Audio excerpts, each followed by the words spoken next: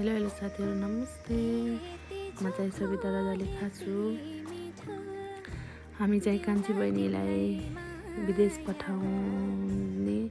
पठाउँदैछौँ अनि घरमा बिदाई गर्दै हुनुहुन्छ ड्याडीले। अनि यता मामु हुनुहुन्छ, हुँदैन, स्ट्रङ भएर अगाडि बढ्नुपर्छ भन्न चाहे मेरो सानी बहिनीलाई। अनि जापानको बसाइ सुखमय होस्, जापानको यात्रा पनि सुखमय होस्। आफ्नो भविष्य बनाउन हिँडेका छौँ।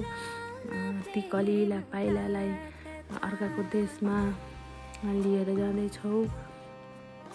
कहिले पनि गलत बाटो नलाग्नु, सधैँ राम्रो बाटो हिँड्नु, आफ्नो ख्याल गर्नु। भविष्य बनाउन हिँडेका छौँ। भविष्य बनाएर वाह भन्ने भएर फर्किनु। घरको यति पनि चिन्ता नगर्नु। मम्मीको साथमा यहाँ म छु है, त्यही भन्न चाहे मेरो सानी बहिनीलाई। अनि हामी चाहिँ यहाँदेखि निस्किँदैछौँ साथीहरू। काठमाडौँसम्म चाहिँ म जाँदैछु। आउँदै म साथमै छु। त्यसपछि मेरो छोरा साथमा छन्। अन्त मामुले दही खुवाइदिँदै हुनुहुन्छ। अनि तिमी चाहिँ पढ्नको लागि जाँदैछौ, कामको भन्दा पनि पढाइको टेन्सन गर्नु, राम्रोसँग पढ्नु। अनि धेरै रिसाउँछौ तिमी, रिसलाई अलिक कन्ट्रोल गर्नु।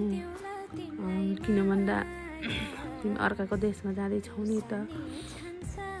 सम्झाउनको लागि माइली बहिनी त छे, त्यही पनि कान्छी भनेको फरक नै हुँदो रहेछ। एकदमै गाह्रो हुने रहेछ बिदाई गर्दा। के गर्नु, बिदाई गर्नै पर्यो जसरी भए पनि होइन। उज्जवल भविष्यको लागि जाँदैछौ नि तिमी त। त्यसैले हामी बलियो भएर बिदाई गर्नुपर्छ भन्ने म चाहिँ सम्झाउँदैछु मम्मीलाई पनि। अनि तिमी पनि बलियो भएर जानुपर्छ, मनलाई बलियो बनाएर। अनि तिम्रो साथमा त छँदैछ नि त मेरो माइली बहिनीलाई पनि। यसरी 3 वर्ष अगाडि जापानकै लागि हामीले बिदाई गरेका थियौँ साथीहरू। अनि यो ऊ एक्लै छैन विदेशमा, जापानमा, अर्काको देश, अन्जान सहर, अन्जान ठाउँ भनेर हामीले चिन्ता पनि लिइराख्नु पर्दैन, चिन्ता गर्नु पर्दैन। उता माइली बहिनी छ साथमा। अनि फुपूको छोरी पनि छिन्, आजभन्दा 1 वर्ष अगाडि गएकी थिइन् उनी पनि। सबै उनीहरूले हेर्छ तिमीलाई। तिमी केही चिन्ता, केही फिक्री नगरिकन आनन्दले जाऊ। घरको यति पनि केही पनि तिमी टेन्सन नगर। घरमा हामी होइन, म छु नि त। तिमी निष्फिक्री भएर जाऊ, आफ्नो भविष्य सुन्दर बनाएर फर्क, यही भन्न चाहे। अनि त्यसपछि यता आइसकेको थियो अटो साथीहरू। हामी चाहिँ गाडी चढ्नको लागि अटो नगरिकन हुँदैन नि त, सो अटो गर्नै पर्छ। अनि हामी नाइटको जाँदै थियौँ। चोकमा आइसकेर हामी झोला सुटकेसहरूलाई कभर गऱ्यौँ प्लास्टिक किनेर, पानी पर्ला जस्तो थियो। अनि त्यसपछि हामी जाने गाडी चाहिँ यही हो। अनि आइसकेको थियो गाडी। हामी चाहिँ यहाँबाट 7 बजे चढेका थियौँ गाडी। अनि त्यसपछि दबाईहरूले हाम्रो सुटकेसहरू राखिदिन लागेको छ। अनि हाम्रो सानो झोला चाहिँ हामी आफै बोकेर हिँड्यौँ। हामी लाग्यौँ है त साथीहरू काठमाडौँतिर।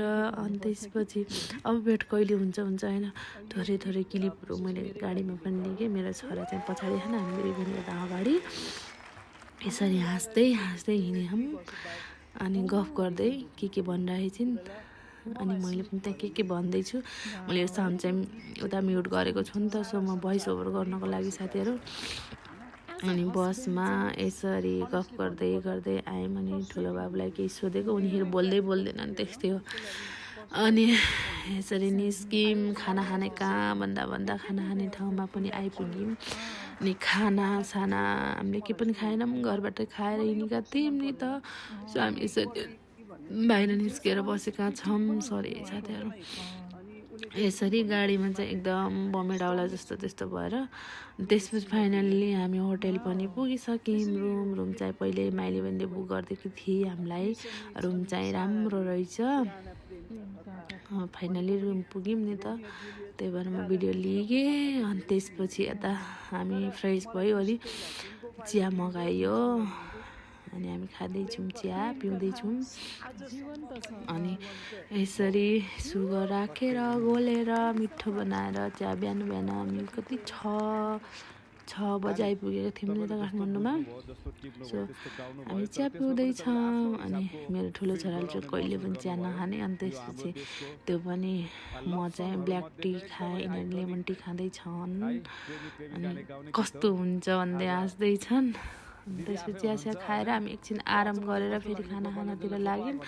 खाना चाहिँ मिठो थियो, अनि यहाँको सर्भिस पनि राम्रो लाग्यो मलाई चाहिँ। अनि भेज हामी चाहिँ नन भेज नखाऊँ भनेर भेज खाना खायो, तर एकदम मिठो नै थियो, खाना चाहिँ दामी थियो। यहाँको होटलहरूलाई पनि होटल फ्यामिलीलाई पनि म धन्यवाद गर्न चाहेँ मनैदेखि। राम्रो सर्भिस गर्नुभयो, हामीलाई मिठो खाना खिलाउनु भयो 3 दिन बस्नुसम्म। अनि आज चाहिँ हामी फर्किँदैछौँ नि त, त्यही भएर म भिडियो मार्फतै भने होइन। अनि त्यसपछि बाबुले मलाई भात थोरै हुन्छ भनेर जिस्किँदै खाने यिनीहरू चाहिँ। यहाँ भात चाहिँ हामीलाई इनफ पुगेको थियो, हामी चाहिँ मजा गर्दैछौँ भिडियोमा। सानोले चाहिँ भोक लागेर कम खाइरहेका थिए। अनि त्यसपछि दिउँसो फेरि हामी फ्रेस भएर यसरी पैदल यात्रा डुल्नलाई निस्केका छौँ। हामी भन्दैछौँ कि हराउँछौँ कि हामी कहीँ भन्दै यसरी निस्केका छौँ। अनि कान्छीको चाहिँ फ्लाइट पनि त मिस भएको थियो नि त, सो हामी घुम्नुपर्छ भनेर घुम्यौँ। अनि त्यसपछि घुमेर आएर फेरि नास्ता खाँदैछौँ, मोमो, अनि त्यसपछि यता किवीको जेली जुस। अनि कान्छीले चाहिँ झोल मोमो खाएँ, ठुलो बाबुमा चाहिँ स्टिम मोमो।